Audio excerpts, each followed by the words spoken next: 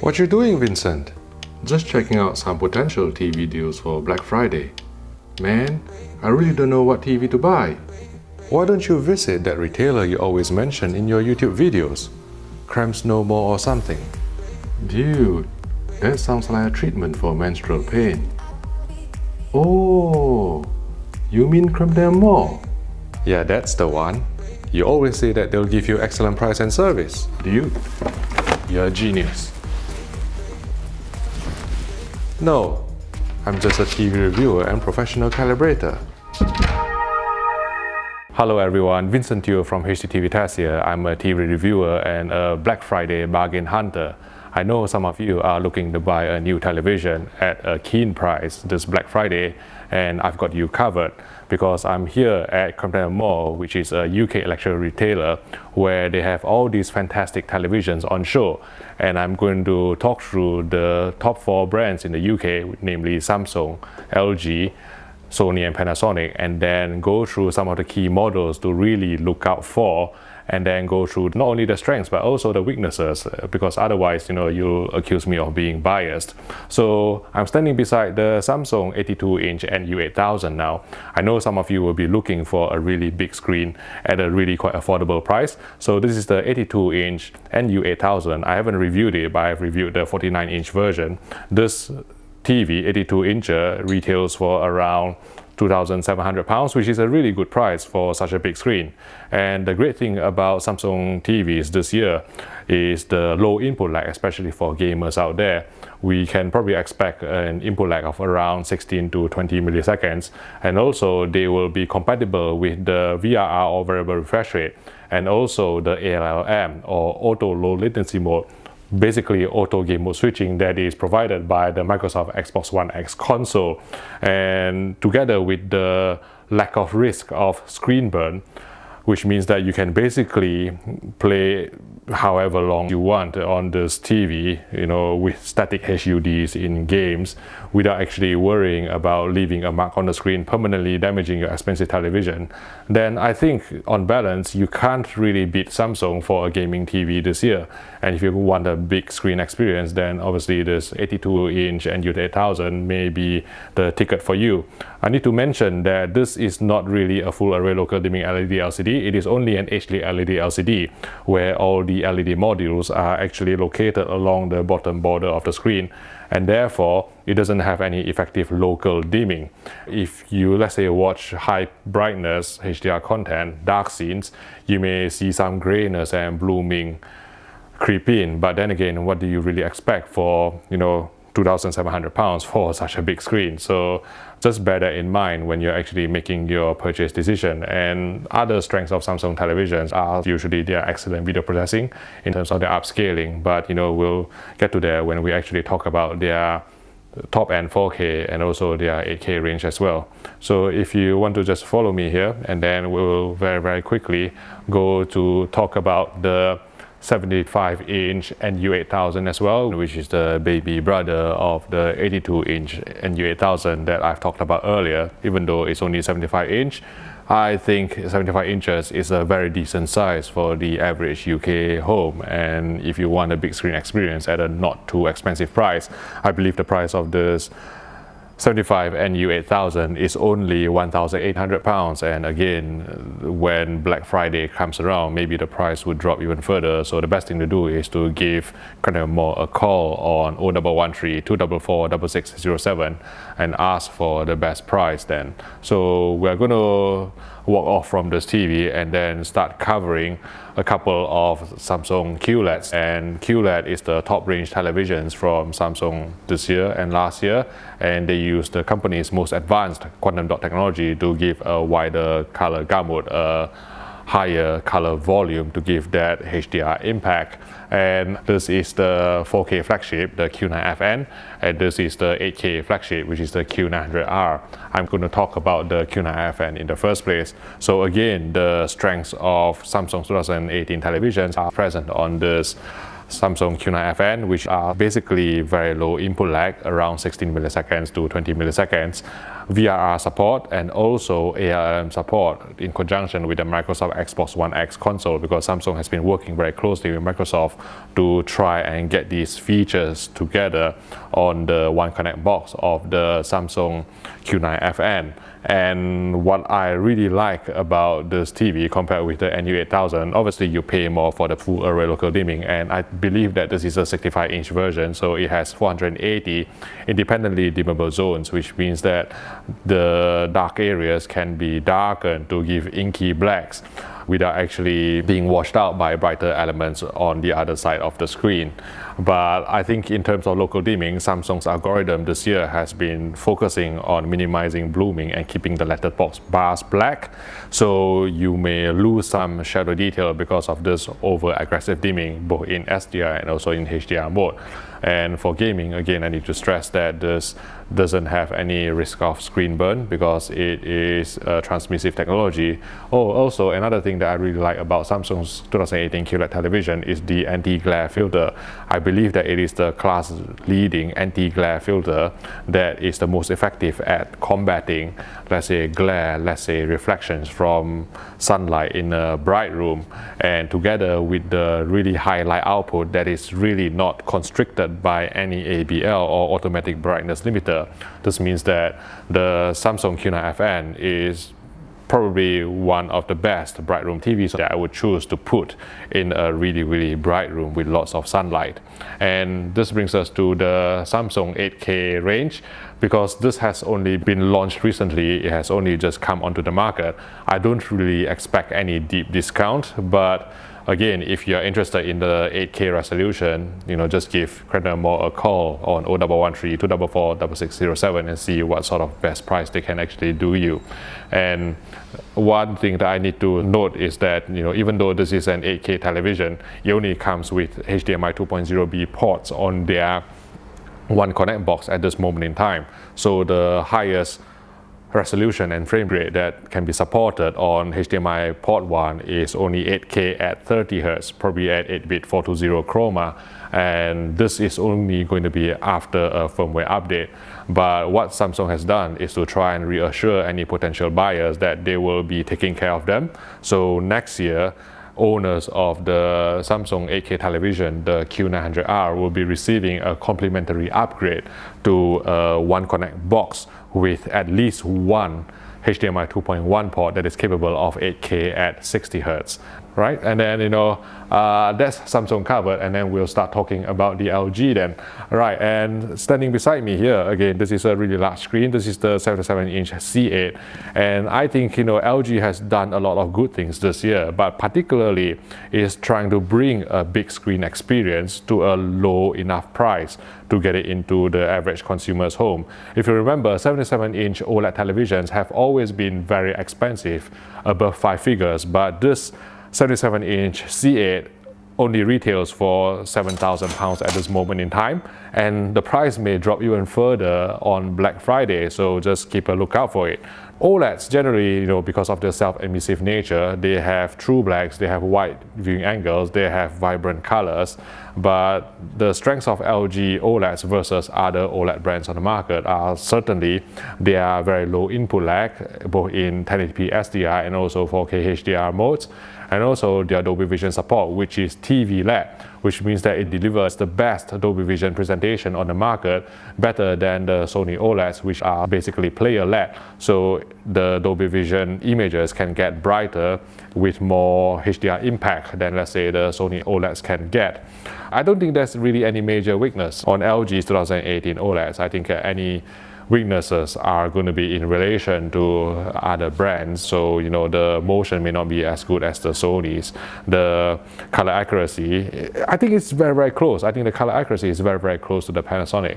But I think the gradation and also the upscaling is not as good as the Sony and Panasonic OLEDs. But, at such a keen price, and those other two brands certainly don't have 77-inch OLEDs at this price at all. In fact, they don't even have a 2018 model 77-inch OLED. So Panasonic is still running with the EZ1002 at 77 inch, and Sony is still running with the A1 or A1E at 77 inches. So If you want an affordable 77-inch OLED, you're looking at it now, the LG C8. And one issue that has cropped up recently is the power supply buzzing issue, and I've actually noted it in my review as well.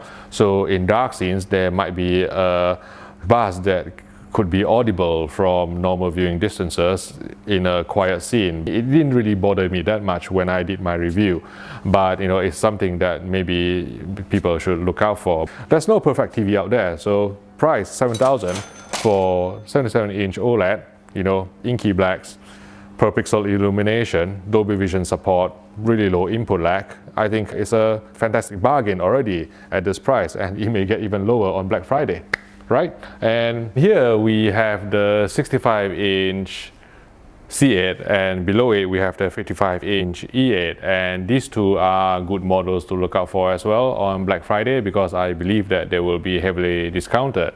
And the difference between the C8 and the E8 is basically the picture-on-glass design on the E8 and the front-firing speaker bar, which gives you a greater stereo separation and soundstage, because the sound of the C8 is down-firing and then it's bounced forward by this curved stand.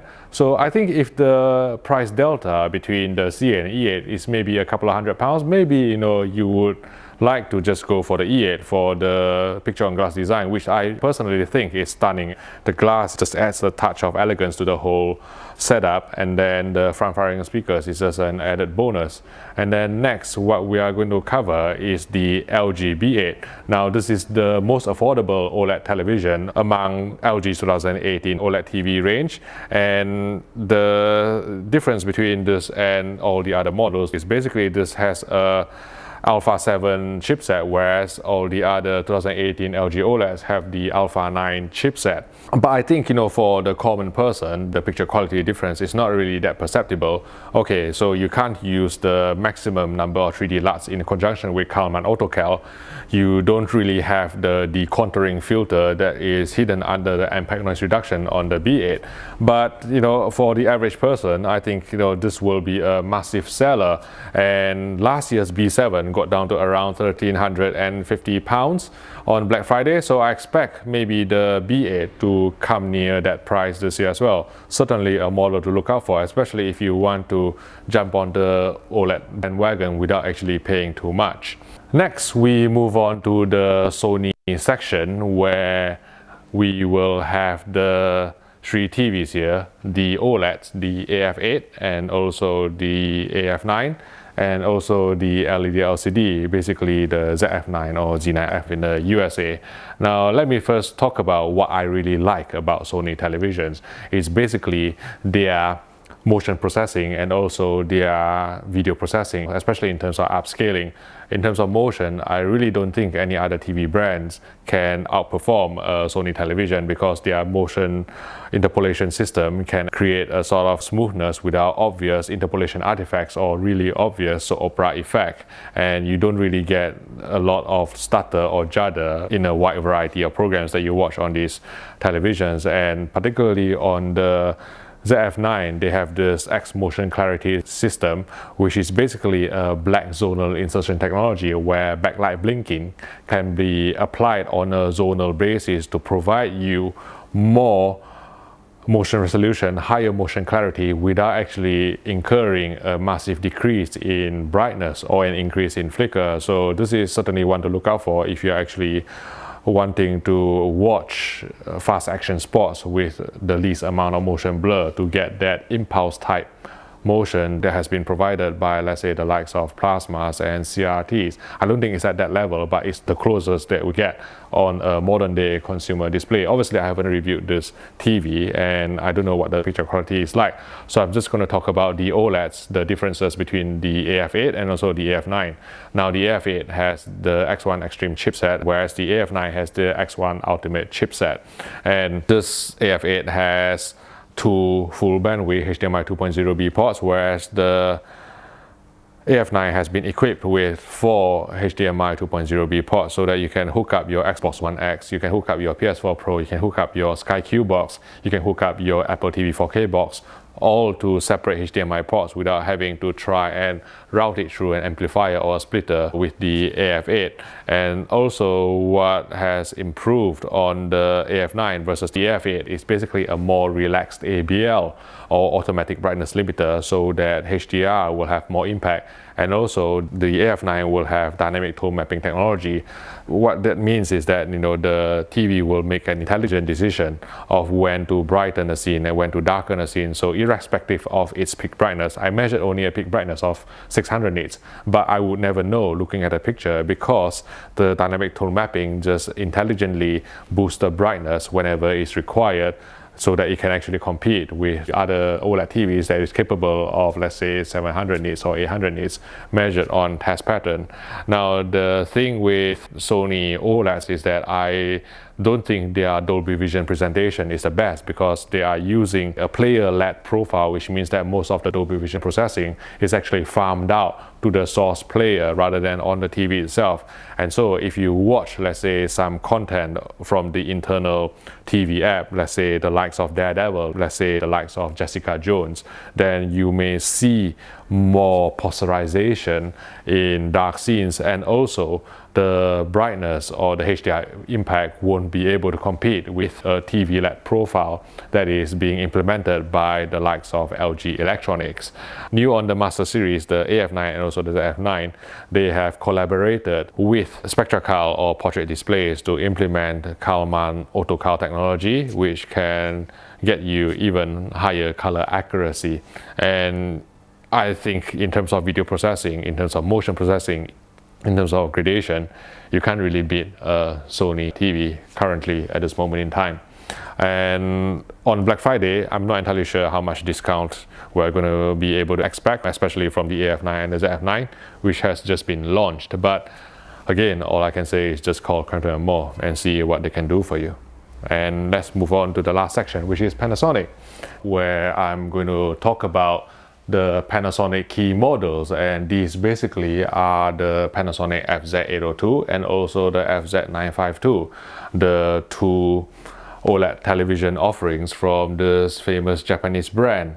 The Panasonic FZ802 won our 2018 HDTV Test TV Shootout, and the primary reason it won, and the reason that I like Panasonic TV so much, is because of their unrivaled color accuracy, both out of the box and also after calibration.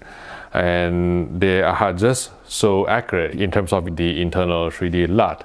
It's basically a professional calibrator's dream, really. It's also a colorist's dream. So these can actually be easily put inside any grading suite to be used as client reference monitor. That's how accurate they are in terms of their color rendition.